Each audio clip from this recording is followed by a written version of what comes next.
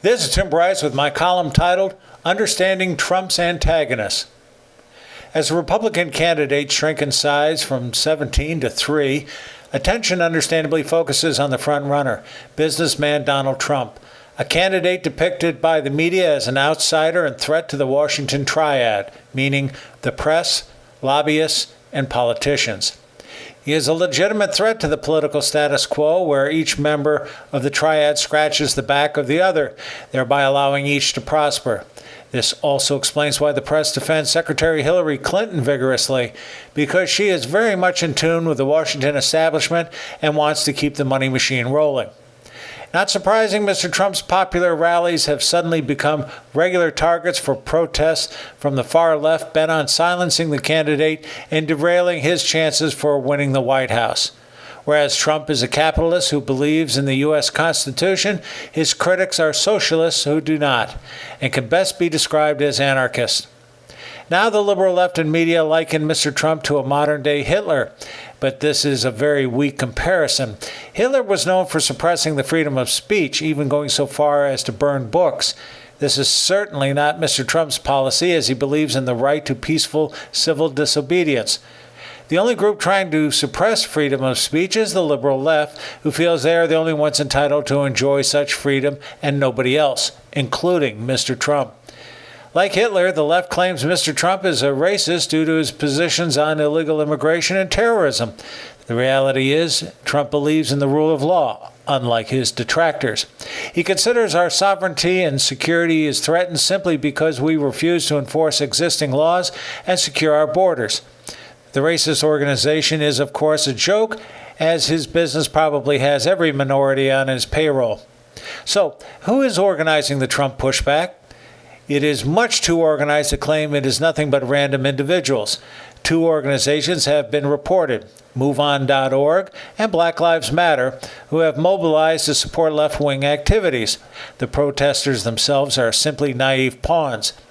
Behind MoveOn.org is billionaire business magnate George Soros, a well-known supporter of liberal political causes and a major donor to Hillary Clinton's campaign.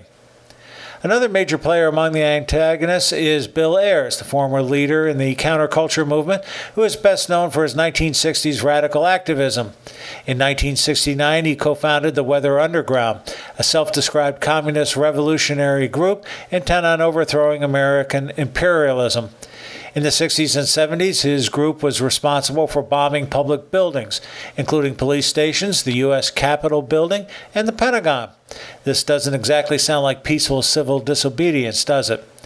Today he's considered the elder statesman of anarchy at the Trump protests.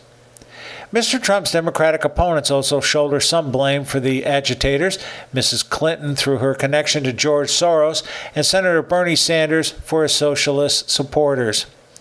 Even President Obama bears some responsibility for the agitation. He has been very critical of Mr. Trump's rhetoric. More importantly, he sees Trump as someone who will undo all of the president's social engineering initiatives. In a recent Washington Times article, the president said of Trump's rhetoric, quote, "As a citizen who will still be leading this office, I will not support somebody who practices that kind of politics," end quote. He went on to lament, quote, "any effort to spread fear or encourage violence or to shut people down when they're trying to speak or turn Americans against one another," end quote.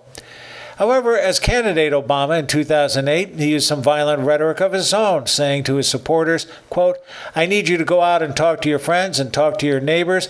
I want you to talk to them whether they are independent or whether they are Republican.